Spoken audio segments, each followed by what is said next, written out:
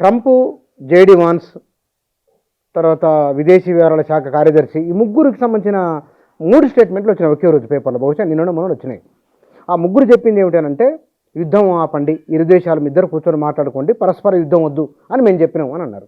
ఇవాళ ట్రంప్కి సంబంధించి నేను చదివిన పేపర్లో వచ్చిన వార్త, ఒక రకంగా నేను ఇద్దరిని హెచ్చరిక చేసిన అనే స్టేట్మెంట్ కూడా వచ్చింది. అది కానీ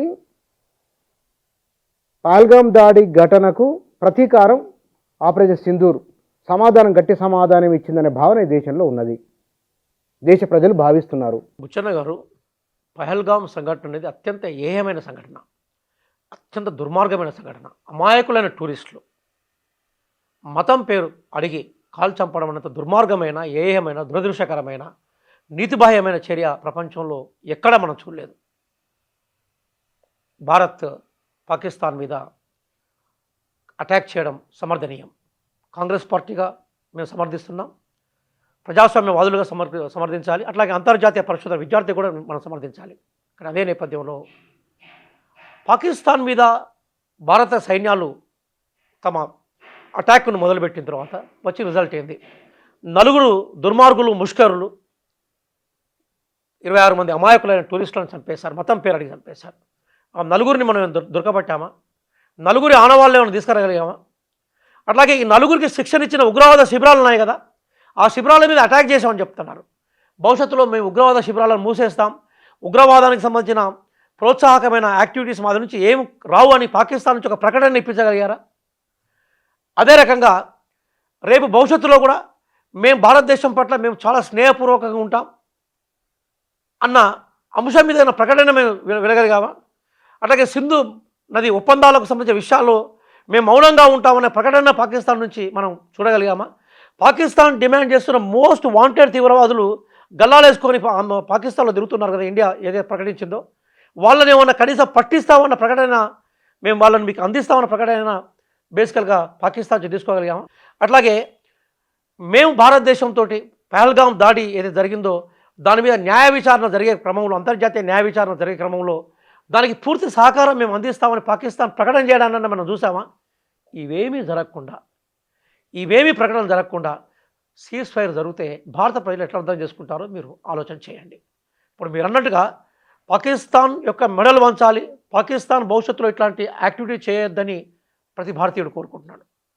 పాకిస్తాన్కి గట్టిగా బుద్ధి చెప్పాలని కాంగ్రెస్ పార్టీ నేత మల్లికార్జున ఖార్గే అన్నారు. మేం భారత ప్రభుత్వంతో ఏ స్థాయిలో ఉంటే ఆ స్థాయిలో సహకరిస్తామని ఎవరన్నారు? గౌరవనీయులు రాహుల్ గాంధీ గారు అన్నారు. అట్లాగే ఇక్కడ ఈరోజు ఎవరైతే రకరకాల మత సమూహాల పేరు మీద ఉన్నారో వాళ్ళకు నాయకత్వం వహిస్తున్న ఓవైసీ లాంటి వాళ్ళు కూడా బేసికల్గా మేము భారతదేశంతో ఉన్నారు. కశ్మీర్ ముఖ్యమంత్రి ఒమర్ అబ్దుల్లా చాలా బలంగా మీరు పాకిస్తాన్ మీద యాక్షన్ తీసుకోవడానికి ఇది సరైన సమయం అని చెప్పి బలంగా విశ్వసించారు. మొన్నటిదాకా బీజేపీతో అలయన్స్లో ఉన్న మహబూబ్ ముఫ్తీ ఆమె బయటకు వచ్చి మేము ఇండియన్ ఆర్మీకి సహాయం చేస్తున్నాం, సామాన్యులు బలి కాకుండా చూడండి అని విజ్ఞప్తి చేసింది. మొత్తం భారత ప్రజానిక మొత్తం కూడా ఇంత పెద్దగా మోడీ గారు సపోర్ట్ చేస్తారు. నాకు తెలిసి భారతదేశంలో ప్రధానమంత్రికి ఇంత పెద్ద సపోర్టు వచ్చే సందర్భాలు భారతదేశ చరిత్రలో ఎప్పుడు ఇందిరాగాంధీ కూడా రాలేదు అన్నాడు. ఇందిరాగాంధీ గారి మీద కూడా విమర్శలు ఉండేది, కానీ మోడీ గారికి అంత అద్భుతమైన సపోర్ట్ వచ్చింది. మామూలు కాదు, దేశమే వెనక నిలబడ్డది. సడన్గా ఆ సపోర్ట్ ఒక్కసారి పాల పొంగులాగా పడేళ్ళ కింద పడిపోయింది. అది ఎంత భయంకరంగా పడిపోయిందంటే ఈరోజు విదేశీ వ్యవహారాల కార్యదర్శి ఎవరైతే అద్భుతంగా మనకు భారతదేశాన్ని డిఫెండ్ చేసుకుంటా మనకు మీడియా ముందు వచ్చారో వారి కూతుర్ని కూడా ట్రోలింగ్ చేసే ఒక దుర్మార్గమైన పరిస్థితి కదా, అది అన్యాయం. అంత దుర్మార్గం ఉంటుందండి. ఆయన శాంతి చర్చలు చేసింది ఎవరు? శాంతిని ప్రకటించింది ఎవరు? సీజ్ ఫైర్ ప్రకటించింది ఎవరు? ప్రధానమంత్రి ప్రకటిస్తాడు, మంత్రిమండలి ప్రకటిస్తారు. ఐఏఎస్ అధికారులు, ఐఎఫ్ఎస్ అధికారులు, ఇండియన్ ఫారిన్ పాలసీ అధికారులు దాన్ని స్టేట్మెంట్స్ ప్రజలకు ఇస్తారు. స్టేట్మెంట్ ఇచ్చిన అధికారి కూతురు కూడా వదలకుండా ట్రోలింగ్ చేస్తే ఎంత దౌర్భాగ్యకరమైన పరిస్థితులలో నువ్వు ఒక దుర్మార్గమైన ఆర్మీని భారతదేశంలో ఆర్మీ రూపంలో పనిచేస్తూ ఉన్నది. వీడేపై యుద్ధం చేసినట్టుగా కొన్ని టీవీ ఛానల్స్ అయితే వీళ్ళపై యుద్ధం చేసినట్టుగా మాట్లాడినారు. సడన్గా ఏమైపోయిందంటే కొన్ని రియాలిటీస్ ఉన్నాయి. మనం ఎప్పుడు కూడా యుద్ధాన్ని ఆకాంక్షించద్దు. యుద్ధం అనేది చాలా దుర్మార్గంగా ఉంటుంది. యుద్ధం చేసేవాడికి తెలుసు యుద్ధం యొక్క ప్రాణాల యొక్క విలువ. కానీ అదే సందర్భంలో యుద్ధాన్ని ప్రకటించిన మనం ఏమీ సాధించకుండా యుద్ధ విరమణ చేయడం ఏదైతుందో అది బాధాకరంగా కనిపించింది. ఇప్పటికి కూడా ప్రభుత్వం నుంచి నిన్న మోడీ గారు ఉపన్యాసాన్ని మొత్తం విన్నాను. చాలా ఆశ్చర్యం ఏంటంటే మేము ఇది చేస్తాం అది చేస్తాం అన్నారు, కానీ భారత ప్రజలు యుద్ధ ఫలితాలు ఈ రూపంలో ఉండాలని కోరుకున్నారో ఒక్క ఫలితాన్ని కూడా మోడీ గారు ఉపన్యాసం చూపెట్టలేకపోయింది. అంటే మరొక మాట అన్నారు, అంటే ఇంకా కొంచెం వెనక్కి వెళ్దాం ఈ తీవ్రతకు.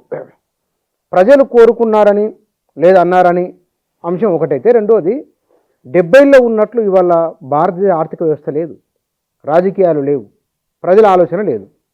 ఇవాళ యుద్ధం జరుగుతున్నది, వాణిజ్యపరంగా ఎక్కడనో చిన్న సమస్య వస్తే ఆర్థిక వ్యవస్థలో కుప్పగూలే ప్రమాదం ఉన్నది. ఈ సందర్భంలో వారు అన్నారు, ఒకవేళ ఒక అమెరికా ఓ మాట అంటున్నది, వాళ్ళే మన దగ్గరికి పరిగెత్తుకొని వచ్చిండ్రు, మీరు ఆపని అక్కడి నుంచి ఫోన్ వచ్చింది, ఆపండి అని అడుగున్న తర్వాత ఆపినాము అని అంటున్నారు. ఈ అన్ని విషయాలు పరిగణలోకి తీసుకొని చూసి కూడా ఈ ప్రభుత్వ నిర్ణయం తప్పని అంటారా, లేదైతే చేయకుండా ఉండాల్సింది అని అంటారా? మిమ్మల్ని నేను ఒక ప్రశ్న అడుగుతున్నాను. చైనా మీద అమెరికా దాదాపుగా 500% వాణిజ్య సుంకాలను విధించింది. అంతకుముందు కూడా మనం వీడియోలో ఒకసారి మాట్లాడుకున్నాం. అది సడన్గా నేను రాత్రి అది 30% ఎంత తగ్గించింది? చైనా భయపడలేదు, స్ట్రాంగ్గా నిలబడ్డది, ఇంకా ఉల్టా ఇచ్చారు వీళ్ళు కూడా. అలాగే వెనుజులా మీద అమెరికా దాడి చేసింది. ఈరోజు ఎంబటే ఎందుకు అమెరికా వెనక్కి వచ్చింది? వియత్నాం లాంటి చిన్న దేశం నుంచి కూడా అమెరికా సైన్యాలు వెనక్కి వెళ్ళిపోయినాయి కదా. ఇక్కడ విషయం ఏంటంటే ముచ్చన్న గారు, ఇప్పుడు నవీన సమాజాల్లో మనం అంగీకరించాల్సిన ఒక విషయం ఉంది. యుద్ధం అనేది ఎప్పుడు సంపూర్ణ విజయాన్ని ఇవ్వదు, కానీ యుద్ధంలో ఎవరికైతే పైచేయి ఉంటుందో వాళ్ళకి అనుకూలమైన ఫలితాలు వస్తాయి.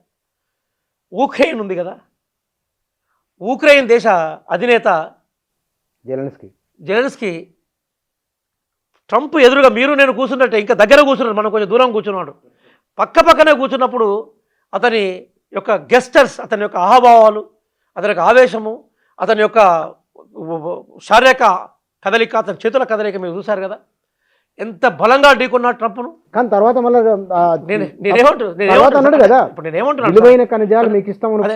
నేనేమంటున్నాను సార్ అంటే, కనీసము ప్రతిఘటించే ప్రయత్నం చేయాలి కదా.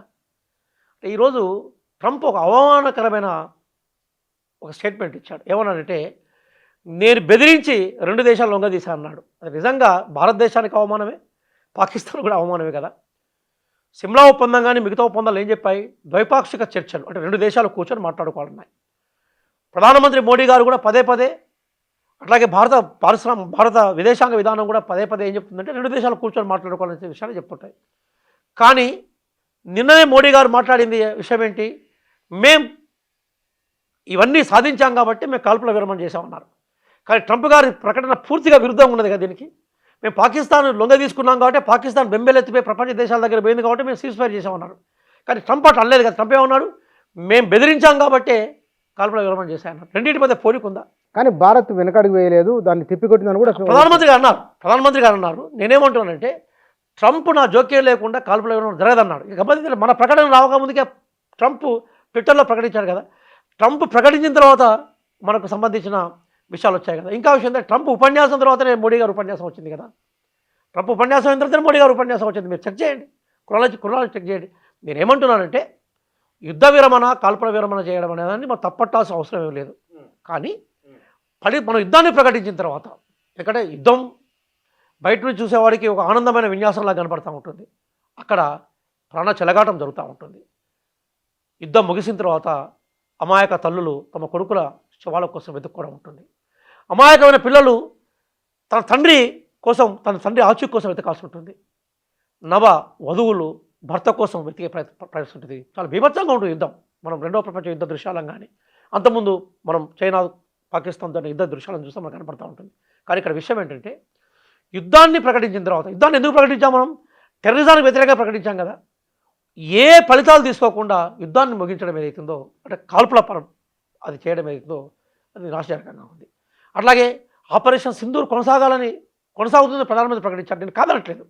కానీ అంత పెద్ద ఎత్తున మనం యుద్ధానికి పోయి ఫలితాలు లేకుండా వెనుకకు రావడం ఏదైతుందో, అది భారత ప్రజలు మాత్రం నిరాశపరిచింది.